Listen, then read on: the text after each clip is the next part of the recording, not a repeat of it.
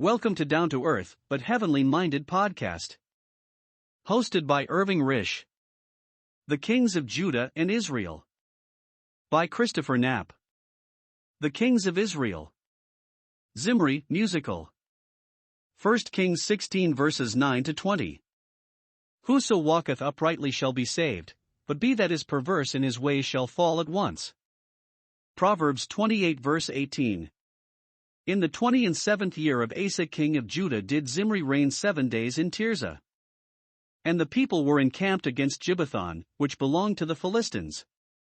And the people that were encamped heard say, Zimri hath conspired, and hath also slain the king, wherefore all Israel made Omri, the captain of the host, king over Israel that day in the camp. The triumphing of the wicked is short. It was sharply exemplified in the case of Zimri just 1 week. He appears to have had no support from the people, who knew his character and desired not his rule.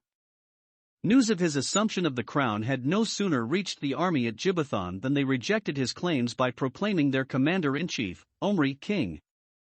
And Omri went up from Gibbethon, and all Israel with him, and they besieged Tirzah. And it came to pass, when Zimri saw that the city was taken, that he went into the palace of the king's house, and burnt the king's house over him with fire, and died, for his sins which he sinned in doing evil in the sight of the Lord, in walking in the way of Jeroboam, and in his sin which he did, to make Israel to sin.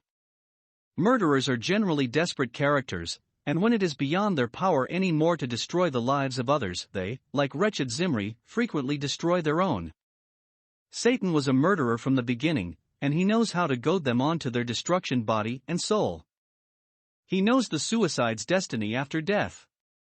Judas, the traitor-suicide, we read, went to his own place where the unbelieving and the abominable, and murderers, etc., have their place in the lake of fire. Zimri's perfidy became a byword in Israel.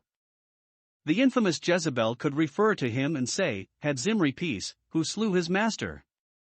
Treason is punished by treason, one has said, and the slayer is slain.